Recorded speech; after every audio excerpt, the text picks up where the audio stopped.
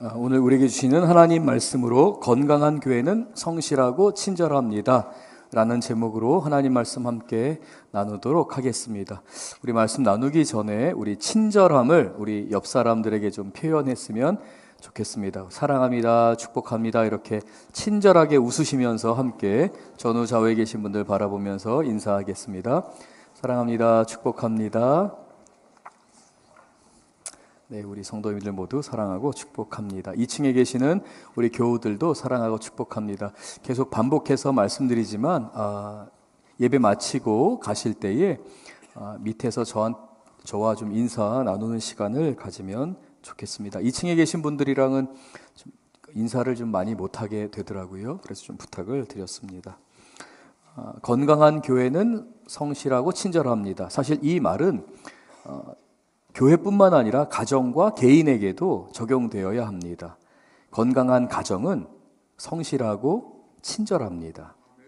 그리고 건강한 개인도 성실하고 친절합니다. 우리 성도님들이 그러한 건강한 삶, 건강한 가정, 그리고 우리 교회가 그러한 건강한 교회가 되기를 바랍니다. 우리는 성장해 가야 합니다. 그래서 저 역시도 성실하게 계속해서 주어진 삶 가운데에 사역하고 그렇게 살려고 하고요. 또한 친절을 베풀고자 합니다. 건강한 가정, 건강한 교회, 건강한 개인에게 나타나는 열매예요. 표시입니다. 우리는 어떻게 우리가 건강한 줄 알 수 있습니까? 몸을 통해서야 우리가 운동을 하고 건강하게 유지할 때에 보이는 것들은 이렇게 육체가 건강하구나 알 수 있겠죠. 근데 사실은 육체보다 더 중요한 영역이 있죠. 정서와 영적인 영역입니다. 육체도 잘 돌봐야 하지만 정서와 영혼을 우리가 돌봐야 하는 이유는 건강한 상태에 있는지 건강한 상태에 있지 못한지에 대해 우리가 잘 구분이 안 되기 때문에 그렇습니다.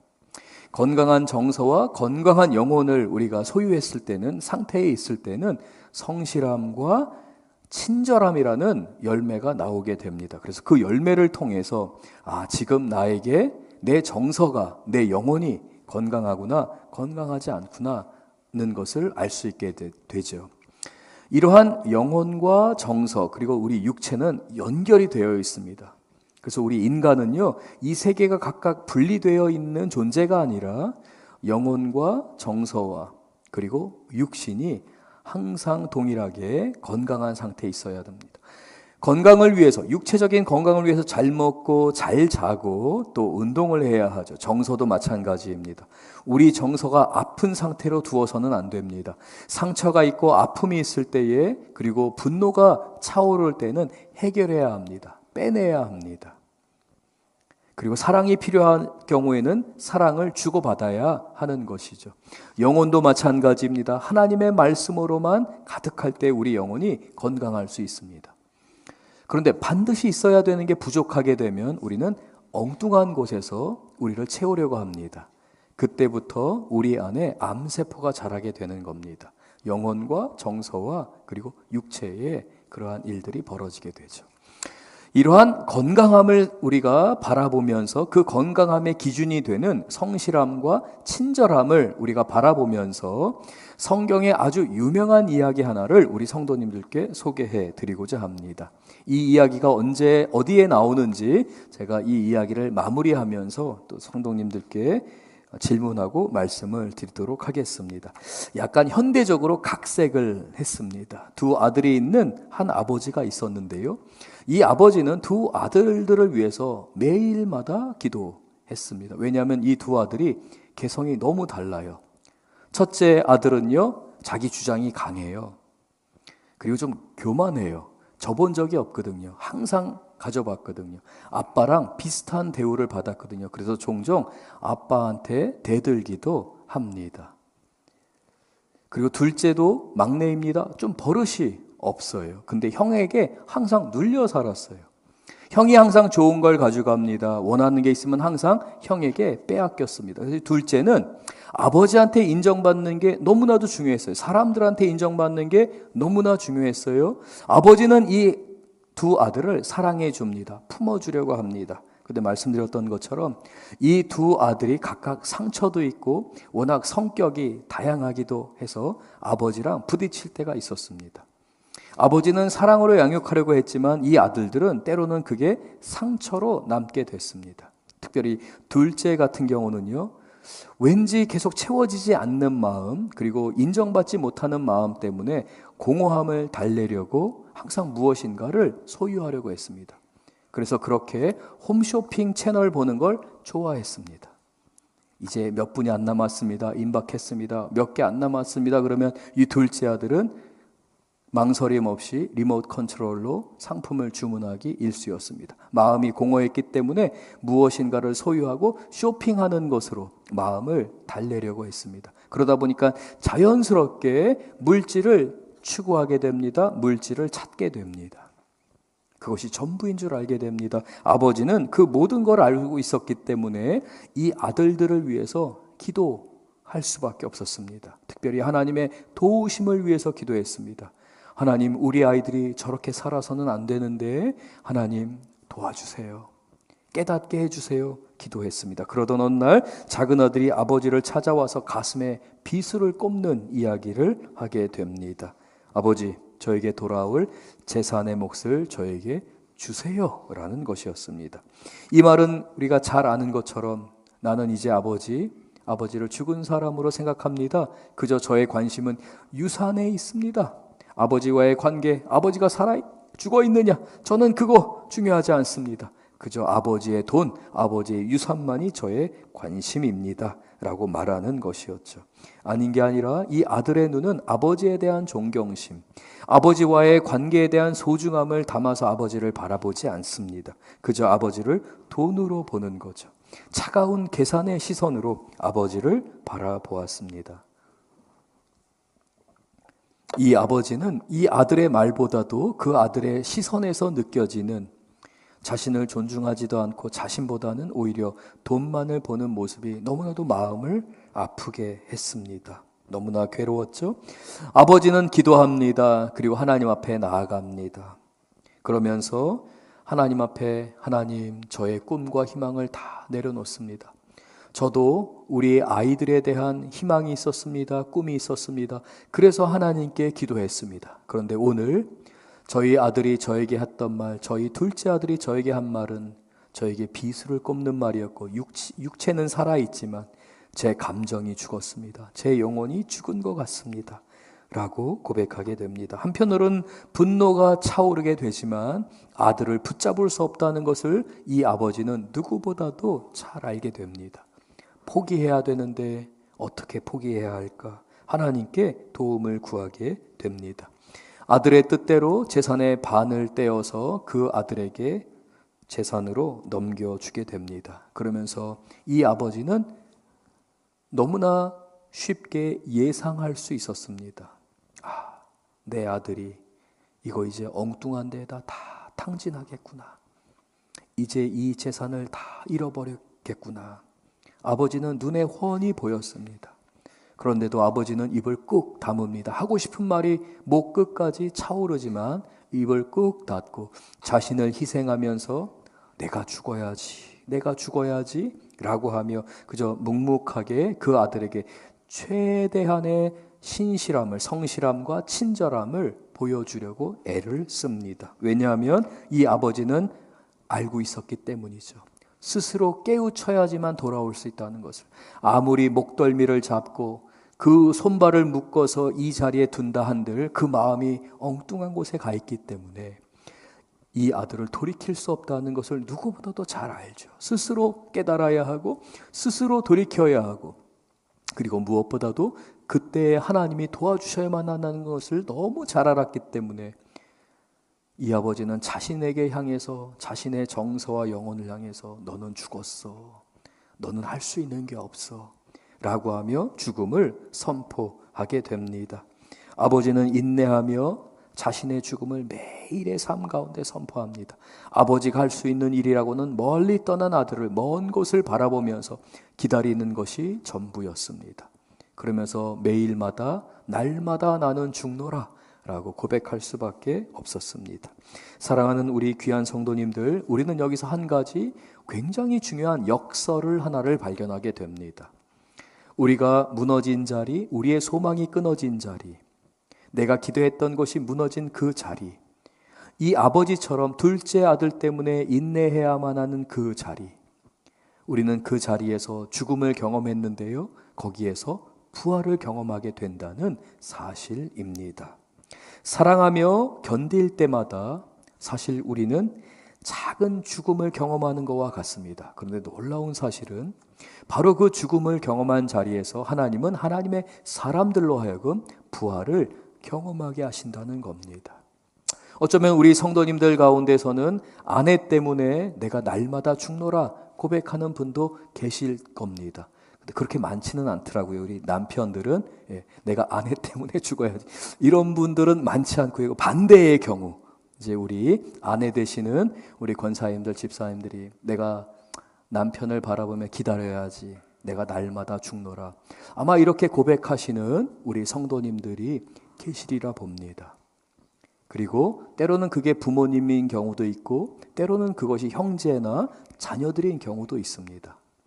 내가 날마다 죽어야 되는 그 자리인 것이죠. 그런데 그 죽음을 우리가 선포할 때에 하나님은 우리를 거기서 살려주십니다. 우리가 그 죽음을 선포할 때는요, 사실은 우리는 성실함과 친절함을 몸부림치며 배우는 자리이기도 합니다. 내가 날마다 죽노라 라고 할 때는요, 게으른 사람은 그렇게 못합니다. 친절하지 않은 사람은 그렇게 하지 못해요. 그래서 하나님께서는 우리가 괴로워하는 그 자리에서 성실과 친절을 배우게 하십니다. 그리고 반드시 성실과 친절을 배우는 자에게 하나님의 부활을 경험하게 하십니다. 단순한 육체적인 죽음의 부활이 아닙니다. 매일의 삶 가운데서 하나님이 이길 수 있는 은혜의 역사를, 상황을 바꾸시는 하나님의 역사를 이루어 가십니다. 그래서 사랑으로 죽는 자리는 하나님을 만나는 자리입니다. 꼭 기억하셔야 됩니다. 사랑으로 죽는 자리는 하나님을 만나는 자리입니다. 하나님은 거기에서 만나 주십니다. 하나님은 우리가 살아있다고 할 때에, 내 스스로 살으려고 몸부림칠 때에 하나님은 기다리십니다. 사랑으로 나의 죽음을 선포하고 사랑으로 무너지는 그 자리에서 하나님은 나를 만나주시며 하나님을 배우게 하시고 거기에서 나의 성실과 친절함을 배우게 하십니다. 그래야 성장하기 때문에 그렇습니다. 그래야 건강하기 때문에 그렇습니다. 저는 오늘 우리 성도님들과 함께 이 진리를 바탕으로 해서 하나님의 말씀을, 룻기 말씀을 함께 살펴보고자 합니다. 룻기 말씀을 우리가 살펴보기 전에 먼저 요한 1서 4장 16절 말씀을 우리 같이 한번 볼 텐데요. 제가 읽겠습니다. 하나님은 사랑이시라. 하나님은 사랑이십니다. 이 하나님은 사랑이시라라는 이 말은 아름다운 어떠한 사랑의 모습, 열정적인 사랑의 모습을 말하는 것이 아닙니다. 물론 그러한 사랑의 모습이 있죠. 하지만 그 본질적으로 그러한 열정적인 사랑이 나오기까지 그 사랑의 밑바탕을 이루는 것은 희생하고 기다리고 헌신하는 사랑입니다. 하나님은 사랑이시라. 하나님이 세상을 이처럼 사랑하셔서 독생자 예수 그리스도를 우리에게 보내셨습니다. 이게 하나님의 사랑입니다. 하나님은 사랑이시라. 사랑 안에 거하는 자는, 여기서 사랑 안에 거한다라고 하는 것은 한 사람의 처절한 삶의 모습을 나타냅니다. 인내하고 눈물을 흘리고 참고 내가 날마다 죽노라 고백했던 그 사람, 그 하나님의 사랑 안에 거하는 자는 하나님 안에 거한다라고 말씀합니다. 사랑 안에 거하는 자, 인내하고 눈물을 흘리며 주님 앞에서 몸부림치는 하나님의 사람은 작은 죽음을 매일매일마다 매 순간마다 경험하는 그 사람은 하나님 안에 거한다라고 말씀합니다. 그러면서 하나님도 그 안에 거하시느니라, 하나님이 그 사람 안에 거하기 때문에 그 일들을 감당할 수 있느니라 라고 말씀합니다. 사랑하는 우리 귀한 성도님들, 두려움을 이기는 책임감이 있습니다. 이건 어른만이 가질 수 있는 겁니다. 어린아이처럼 젖을 먹고 아직 아무것도 모르는 상태에서 내 것만을 주장하고 나에게만 달라고 하는 사람은요, 두려움을 이기는 이 책임감을 배울 수가 없습니다. 두려움을 이기는 책임감은요, 자신의 껍질을 깨고 내가 할 수 있는 것을 포기하고 내가 하고 싶은 것이 있지만 그것을 포기하며 희생한 사람이 갖게 되는, 성숙한 사람이 갖게 되는 책임감입니다. 저는 우리 성도님들과 함께 이 룻의 성실함을 5절부터 7절까지의 말씀을 통해 살펴보고자 합니다. 먼저 5절을 우리 같이 읽겠습니다. 보아스가 베는 자들을 거느린 사환에게 이르되 이는 누구의 소녀냐 하니, 마침내 보아스와 룻이 만나게 됩니다. 그리고 이 보아스는 룻을 바라보며 그가 누구의 소녀이냐, 이 사람은 누구의 소녀이냐라고 질문하게 됩니다. 이 말은 단순하게 룻에게 너는 누구냐라고 하는 질문이 아닙니다. 사환을 부릅니다. 일꾼들의 매니저입니다. 매니저를 불러서 말하는 것입니다. 이는 누구의 소녀이냐. 이 말은 히브리어 원어를 직역하게 되면 이 소녀는 누구에게 속해 있느냐라는 질문인 것입니다. 왜냐하면 우리 동양의 문화, 우리 한국의 문화도 마찬가지이지만요, 유대인들의 문화에서도 한 여인의 삶에 있어서 그 여인을 개인으로 보지 않습니다. 누구 아버지의 딸로 보게 됩니다. 그리고 성장하게 됩니다. 결혼을 하게 됩니다. 그러면 그 다음부터는 어떻게 되죠? 누구의 아내로서 그의 삶을 정의하게 됩니다. 그래서 동양의 문화나 이 유대인들의 문화에서 여인들의 정체성은 누구의 딸이냐, 누구의 아내이냐에 달려있는 것이죠. 그래서 율법에서도 고아와 과부를 돌보라 라고 하신 것이 과부를 불쌍히 여기는 하나님의 마음이 율법에 반영이 된 것입니다. 그의 삶을 보호해야 한다라는 것이죠. 성경은 이 소녀가 누구에게 속했느냐라고 물었던 이 보아스의 마음을 우리에게 소개합니다. 그는 지금 누구의 보호를 받고 있느냐라는 것이에요. 그런데 사실 룻은 아무의 보호도 받지 못하는 상황입니다. 고향을 떠나왔습니다. 시어머니를 따라서 하나님을 예배하는 공동체인 이스라엘 공동체로 따라 돌아오게 되었습니다. 이 룻이 의지할 사람은 시어머니였습니다. 그러나 시어머니는 룻을 보호할 만한 여력이 없었습니다. 그는 홀로 인내해야 했습니다. 견뎌야만 했습니다. 하나님께서는 그러한 룻을 위해서 보아스를 붙이시며 하나님의 심정을, 그 하나님의 마음을 보아스의 입술을 통해서 전하고 있습니다. 너는 지금 누구의 보호를 받고 있느냐라는 것입니다. 그리고 그 매니저들에게도 하나님께서 이 보아스의 입술을 통해 말하고 있는 것입니다. 그는 지금 보호를 받고 있느냐라는 것이죠. 사랑하는 우리 귀한 성도님들, 어쩌면 우리 성도님들의 삶 가운데 재정적으로, 그리고 관계 안에서, 사회적으로, 그리고 여러 가지 성적인 영역 가운데에서 여자라는 이유만으로 또는 아직 어리다는 이유만으로 공격을 받거나 어려움을 받는 우리 교우들이 계시리라 봅니다. 직장 내에서 어려움을 겪는 분도 계실 거고요. 여러 상황 가운데서 보호를 받지 못하는 우리 성도님들도 계시리라 봅니다. 그때 하나님은 세상을 향해서 말씀하십니다. 그는 지금 누구의 보호를 받고 있느냐라는 것이죠. 하나님께서는 누군가가 그 사람을 보호하기를 원하십니다. 그래서 교회는 하나님의 손과 발이 되어야 합니다. 그래서 교회에는 성실함과 친절함이 필요한 것입니다. 세상이 할 수 없는 그 일을 교회가 해야 하기 때문에 그렇습니다. 룻은 언제 닥칠지 모르는 그러한 위협 가운데 있었습니다. 남편을 잃었습니다. 어린 나이에 과부가 된 것입니다. 아무도 보호해 줄 사람이 없어서 시어머니와 함께 있습니다. 동네 사람들, 좀 질이 안 좋은 사람들은요, 이 룻을 함부로 대할 수도 있습니다. 어쩌면 성적으로 희롱을 할지도 모르는 위험 가운데 있습니다. 가난합니다. 아무도 보호해 줄 사람이 없기 때문에 경제적으로, 재정적으로 공격을 받을 수 있는 상황입니다. 사람들의 시선도 결코 룻을 보호할 만한 상황이 못 될 수도 있습니다. 그러나 룻은 용기를 냅니다.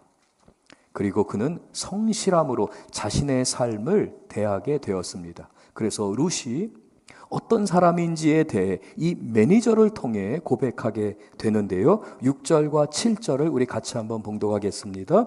베는 자를 거느린 사환이 대답하여 이르되 이는 나오미와 함께 모압 지방에서 돌아온 모압 소녀인데 7절 그의 말이 나로 베는 자를 따라 단 사이에서 이삭을 줍게 하소서 하였고 아침부터 와서는 잠시 집에서 쉰 외에 지금까지 계속하는 중이니이다. 먼저 이 룻에 대해서 보호받을 곳이 없던 이 룻에 대해 매니저인 이 사환이 대답을 합니다. 이 사람은 헌신적인 사랑을 하는 여인입니다 라는 것입니다. 시어머니를 위해서 자신을 먼저 돌보지 않고 헌신적으로 사랑한 사람입니다 라고 말하고 있습니다. 아마 이 자리에 계시는 우리 성도님들 가운데에 아마 평생을 그렇게 헌신하며 살아오신 우리 교우들이 여기 계시리라 봅니다. 우리 어머니들이 그렇습니다. 우리 아버지들이 그렇습니다. 가정을 위해서, 가족을 위해, 그리고 주어진 상황 가운데에서 헌신했습니다. 희생했습니다. 우리 장로님들이 그렇습니다. 우리 권사님들, 집사님들이 그렇습니다. 주어진 사명을 감당하기 위해서 아무도 알아주지 않더라도 때로는 오해받을 때도 있습니다. 내가 결코 그런 의도도 아니었고 그런 것도 아니었는데 오히려 내가 인정받지 못하고 오히려 내 마음을 상하게 하는 소리를 교회 공동체 안에서 들을 때도 있었습니다. 그러나 우리 성도님들이 희생적인 사랑을 했습니다. 내가 희생해야지. 이거 내가 감당해야지. 목회자나 우리 장로님들이나 권사님들은 바로 이러한 사랑의 모습이 우리에게 요구됩니다. 계속해서 이 룻에 대해 사환이 말합니다. 이 사람은 용기 있는 담대함이 있습니다. 용기 있게 담대하게 자리를 박차고 나와서 일거리를 찾은 사람입니다 라고 말합니다. 가난한 자리에 있으면서 그저 구걸한 것이 아니라 내가 가난하지만 나는 용기를 내야 돼. 내가 박차고 나아가서 시어머니를 위해 나의 생계를 책임져야 돼. 어머니, 제가 책임지겠습니다. 여보, 내가 책임질게. 아마 우리 성도님들 가정 가운데서 무너진 한 영역을 볼 때에 어쩌면 그냥 무시하고 싶고 이걸 누군가가 좀 도와줬으면 좋겠다 라고 하는 그 상황 가운데서 그래도 내가 책임져야지 라고 다짐했던 우리 성도님들이 계실 겁니다. 바로 룻이 그렇습니다. 룻이 내가 책임지겠습니다. 내가 이 일을 감당하겠습니다 라고 하며 무작정 자리를 떠납니다. 그리고 어느 밭으로 인도함을 받았던 것입니다. 그리고 무작정 그 매니저를 찾아서 소문 듣고 찾아가서 나를 좀 일할 수 있게 해달라고 말한 것입니다. 용기가 필요했습니다. 그리고 대담해야 했습니다. 보호를 받지 못하는 연약한 사람이었습니다. 남편을 잃어버린 한 여인에 불과했습니다. 어쩌면 체격 자체도 왜소했을지 모릅니다. 겉모습이나 상황 자체는 결코 그가 용기가 있다고 대담하다고 말하지 못할지 모릅니다. 그러나 그의 내면은 희생적인 사랑과 성실함으로 무장된 이 룻의 내면은 용기 있는 사람이었습니다. 대면하는 용기가 있는 사람이었다라고 사환의 입을 통해, 매니저의 입을 통해 이 룻을 우리에게 소개하고 있습니다. 세 번째, 그는 주인이 허락하는 것까지만 하겠다고 말하는 지혜로움이 있었습니다. 즉 겸손한 사람이었다는 것입니다. 당했기 때문에, 어렵기 때문에 내 성질껏 내 분노를 다 표현하면서 살지 않았습니다. 감정을 통제했고요, 다스렸습니다. 그래서 그의 모습에는 겸손함이 있었습니다. 당신이 나에게 허락하는 선까지만 내가 감당하겠습니다 라는 것이죠. 건강한 가정, 건강한 부부의 대화, 건강한 부모와 자녀와의 대화에 나타나는 특징 가운데 하나가 바로 이러한 겸손함입니다. 당신이 원하면 안 할게. 당신이 원하는 수준까지만 내가 할게 라는 것이죠. 기준 자체를 나에게 두는 것이 아니라 상대방에게 두는 것입니다. 이 룻의 삶이 그렇습니다. 자기가 취할 수 있습니다. 남들이 안 보는 곳에서 자기가 가져갈 수 있습니다. 그러나 제가 어디까지 취할까요? 라고 물어보는 지혜로움을 갖고 있는 사람이었습니다. 네 번째, 이 룻의 특징이 있습니다. 이 룻은 아침부터 저녁까지 성실하게 일하는 사람이었습니다. 이제 유대인들의 전통, 저희 나라도 마찬가지죠. 밭일을 할 때에, 농사 일을 할 때에 햇볕이 가장 뜨거운 시간에는 잠시 쉬는 시간을 갖게 됩니다. 제가 스웨덴에 있을 때도요, 피카라고 하는 시간이 있었습니다. 이 피카 시간은 아침 일찍 이 사람들이 직장 생활을 하면서 10시 반부터 한 11시 반 정도까지 한 30분에서 한 50분 정도 되는 시간을 낮잠 시간으로 갖습니다.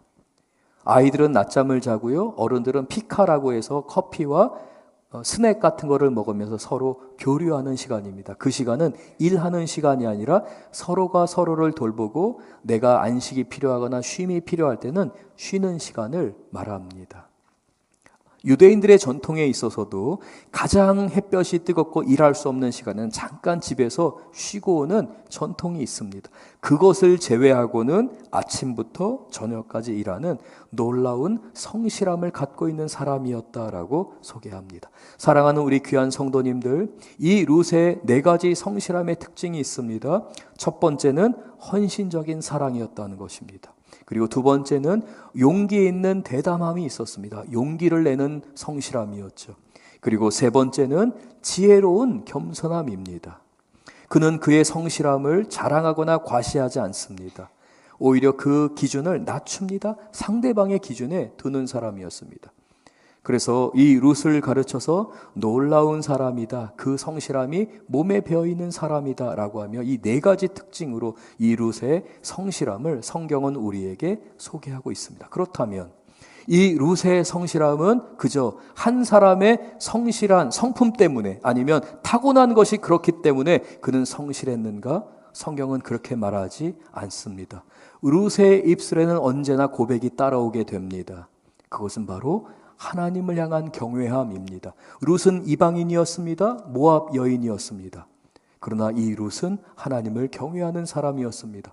어머니를 따라온 헌신적인 사람, 용기를 낼 수 있었던 것, 겸손할 수 있었던 것, 이 모든 것은 하나님이 나를 돌보신다는 신앙의 고백이 있었기 때문에 가능한 것이었습니다. 이와 같이 성실함은 하나님을 만나는 경험, 죽음과 괴로움 가운데서도 인내하며 하나님의 도우심을 받은 성숙한 사람이 누리는 성실함입니다. 저는 이런 목사가 되기를 원합니다. 우리 성도님들께 이렇게 성장하면서 성도님들을 섬기기를 원합니다. 사랑하는 우리 석천제일교회에 바로 이러한 성실함이 우리 교회의 열매가 되기를 원합니다. 건강한 교회는 성실함을 바탕으로 합니다. 그 성실함은 세속적인 성실함, 우리가 흔히 알고 있는 그러한 성실함이 아닙니다. 하나님을 경험했기 때문에, 내가 날마다 죽노라 라는 이 경험을 했기 때문에 하나님 때문에 얻게 되는 성실함입니다. 사랑하는 우리 귀한 성도님들, 우리 교회를 위해 기도해 주시기를 바랍니다. 그리고 우리 성도님들의 가정은 반드시 이 성실함으로 무장되어 있어야 할 줄 믿습니다. 우리 남편 되시는 우리 집사님들, 우리 성도님들, 아내 되시는 우리 집사님들, 성도님들, 또 때로는 하나님께서 나의 삶에 홀로 있게 하셔서 이제 나 홀로 이 가정을 책임져야 하는 우리 교우들도 계십니다. 우리의 형편이 어떠하든지 세상의 관점이나 세상의 시선이 아니라 오히려 세상 사람들이 우리를 보면서 저 사람은 누구의 보호를 받고 있느냐라고 할 때에 그 사람은 지금 보호를 필요로 하는 사람입니다. 그러나 그 사람은 겉으로는 연약해 보이지만, 겉으로는 아무도 보호하지 않는 사람이라서 위험해 보이지만 그 사람은 성실한 사람입니다. 고백받을 수 있는, 증거받을 수 있는 우리 교우들 되실 줄로 믿습니다. 두 번째, 우리는 보아스를 통해 친절함에 대해 살펴보고자 합니다. 성실함이 하나님의 역사를 이루는 그 무대를 준비하는 것이라면 성실함을 바탕으로 해야지만 무대가 준비됩니다. 친절함은 그 무대를 비추는 은혜의 빛과 같습니다. 그 무대를 빛나게 하는 것은 바로 친절함입니다. 성실함이 우리의 삶의 터전을 마련하고 하나님이 역사하시는 무대를 만들었다면 친절함은 그 무대를 빛나게 하는 은혜의 통로가 됩니다. 구원의 통로는 그러므로 친절함을 통해 우리에게 온다는 것을 기억하며 보아스를 통해 친절함에 대해 함께 살펴보겠습니다. 먼저 룻기 2장 8절을 우리가 보겠습니다. 사실 좀 4절 말씀을 우리가 좀 살펴봐야 되는데요. 주어진 시간을 좀 안배하고 배려하기 위해서 8절을 먼저 우리가 함께 보겠습니다. 룻기 2장 8절 우리 같이 읽겠습니다. 보아스가 룻에게 이르되 내 딸아 들으라. 이삭을 주우러 다른 밭으로 가지 말며 여기서 떠나지 말고 나의 소녀들과 함께 있으라. 먼저 보아스는 이 룻을 향해서 보호를 필요로 하는 룻을 향해서 말합니다. 내 딸아 라고 부릅니다. 사실 이 표현은 굉장히 충격적인 표현이라고 할 수 있습니다. 굉장히 친근한 표현이거든요. 내가 너를 보호할게. 너는 나의 사랑과 긍휼을 받기에 합당한 사람이야. 친밀한 사이에서만 말할 수 있는 표현이라고 할 수 있습니다. 내 딸아, 여기에 사용된 히브리어는 비티라고 하는 히브리어입니다. 이 단어는 친밀한 관계 안에서 누군가를 보호해 줄 때에 사용하는 단어인데요. 보아스가 오늘 처음 본 룻을 향해서 내 딸아 라고 말합니다. 그것은 친족이기도 했지만 그 이전에 하나님 주신 마음으로 너는 하나님의 긍휼을 받은 사람이다. 너는 사랑받기에 합당하다라고 말합니다. 홀로 있는 줄 알았는데 아무도 관심을 기울이지 않는 줄 알았는데 하나님께서 이 보아스의 입술을 통해 나는 너를 지켜보고 있다. 너는 사랑받기에 합당하다라고 말합니다. 성경학자들은 이 룻에 대해서 그 외모를 이렇게 표현하기도 합니다. 얼굴은 강한 햇볕으로 말미암아서 얼굴에 많은 주름이 패였고 나이는 젊고 어린데 그의 얼굴은 마치 40대, 50대와 같이 되었을 것이다. 인생의 슬픔과 아픔, 괴로움을 짊어지었기 때문에 남들은 다 이쁘게 화장하고 자기의 얼굴을 가꾸려고 하지만 이 룻의 얼굴에는 때로는 어두움이 서려 있었고 때로는 그 강한 햇빛 때문에 피부를 돌보지 못해서 그 피부는 거칠었을 것이다 라고 해석하는 성경학자들도 있습니다. 사랑하는 우리 귀한 성도님들, 어쩌면 외모로 봤을 때는 따뜻한 말, 내 딸아 라는 말이 어울리지 않을 수도 있을지 모르겠습니다. 하지만 하나님께서는 보아스의 입술을 통해 나는 너를 주목하고 있다. 너는 사랑받기에 합당하다. 너는 긍휼을 입어야 한다. 너는 은혜가 넘쳐야 한다. 라고 하나님이 말씀하십니다. 이어서 이 보아스의 입술을 통해 하나님은 룻에게 이야기합니다. 너는 나의 울타리 보호 가운데 들어오라. 라고 말합니다. 친절한 사람은 자격이 없다 할지라도 그 사람을 외모로 보지 않습니다. 겉모습으로 보려고 하지 않습니다. 그의 사정을 눈여겨봅니다. 그럴 수도 있겠지. 사정이 있으면 그럴 수도 있는 거야. 저는 가끔 지금 어둠 속에서 주무시는 성도님들이 이 빛 가운데 가끔 보일 때가 있습니다. 그때 때로는 저를 자책합니다. 설교가 너무 재미없나? 졸립나? 근데 속으로 제가 이렇게 말합니다. 사정이 있으시겠지. 이렇게 말합니다. 친절해야지. 친절한 목사가 돼야지. 조금 우리 성도님들 좀 한번 웃으시라고 제가 이렇게 말씀을 드렸지만 이건 굉장히 중요합니다. 다른 사람의 사정을 살피는 것, 그리고 내가 당신의 울타리가 되겠습니다. 내가 당신을 보호해 주겠습니다. 라고 하는 것은 아주 중요한 것입니다. 사랑하는 우리 귀한 성도님들, 때로는 우리는 말씀을 들으면서 반드시 하나님의 말씀으로 말미암아 우리의 마음이 징계를 받아야 됩니다. 우리 육신이 연약하고 교만하기 때문에 이 말씀으로 말미암아 내 마음이 고통스러워야 됩니다. 왜냐하면 하나님의 말씀은 진리이기 때문에. 그러나 그러는 가운데서도 언제나 주님을 의지하시고 선한 목자이신 우리 주님의 위로가 있는 것을 늘 기억하시면서 바로 그 주님의 위로와 선한 역사를 나를 통해서 베푸는 친절함이 우리에게 있도록 해야 할 줄로 믿습니다. 그런데 종종 이거 순서를 바꿀 때가 있어요.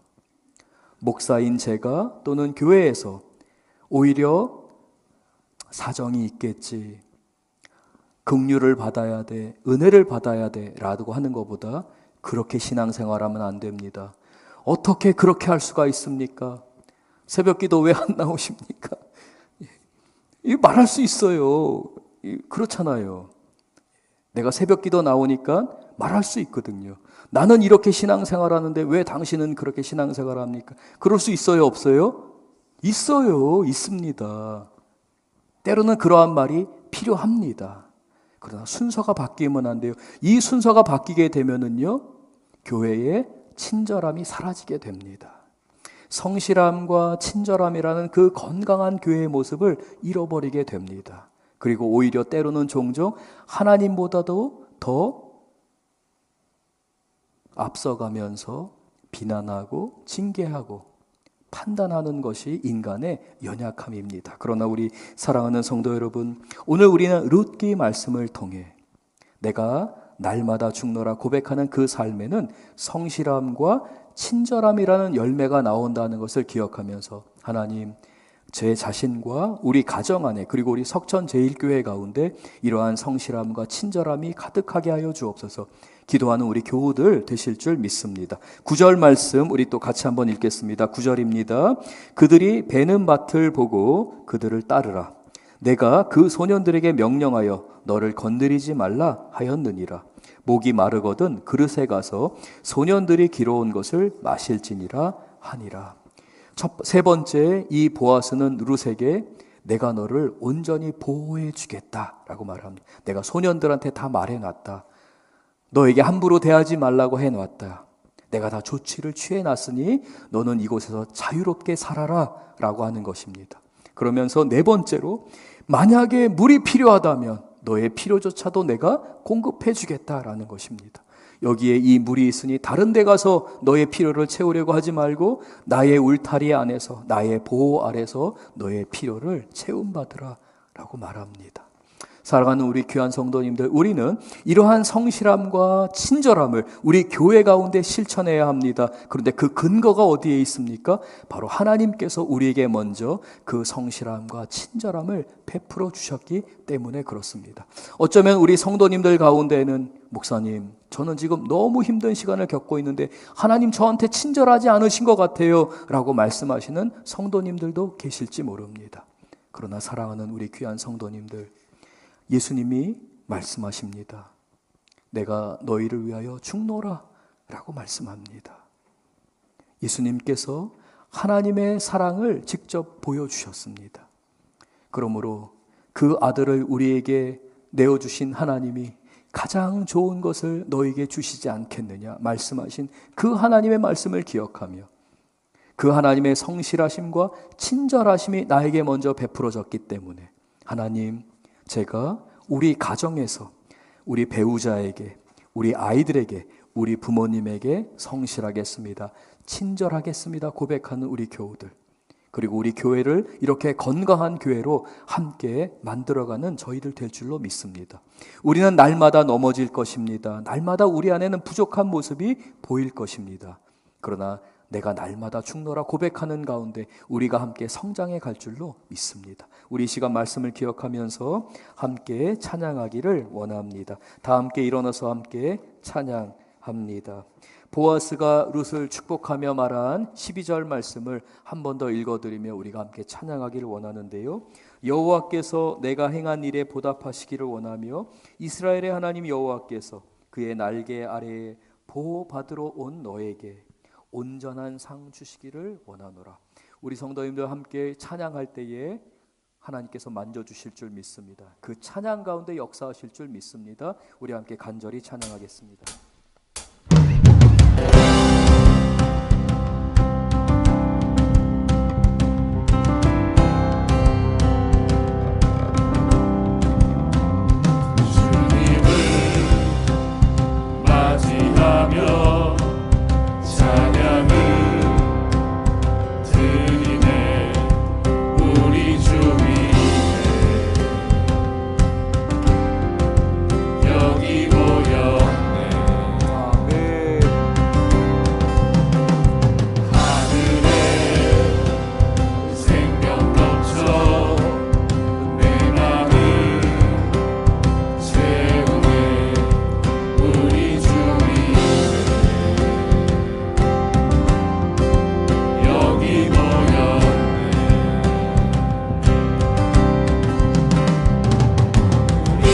주께 열어 감출 것은 없네. 주 유일한 소망.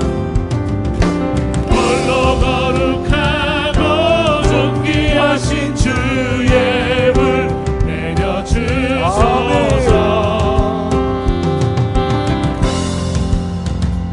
소리쳐 찬양하네.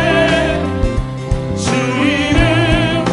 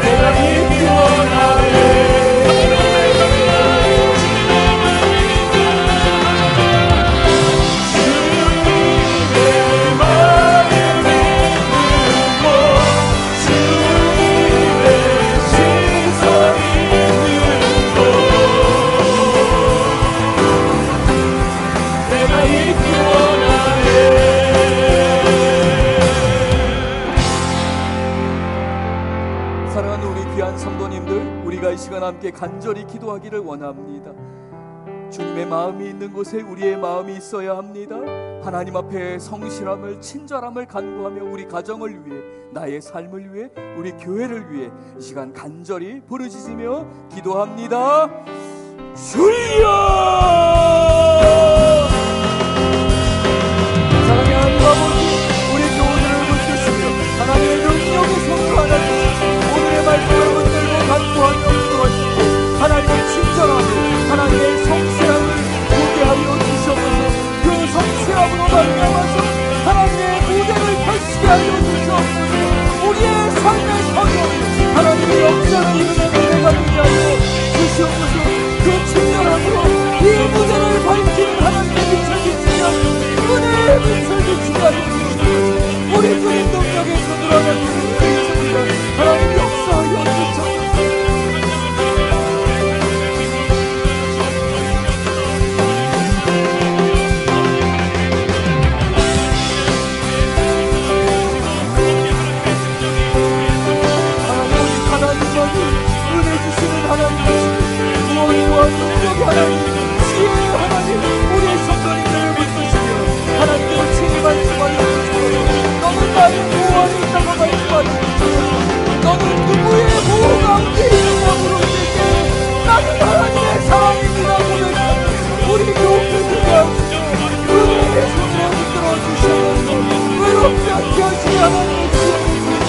하나님의 성실함을, 하나님의 친절함을 배워가는 우리 교우들 되게 하여 주시옵소서.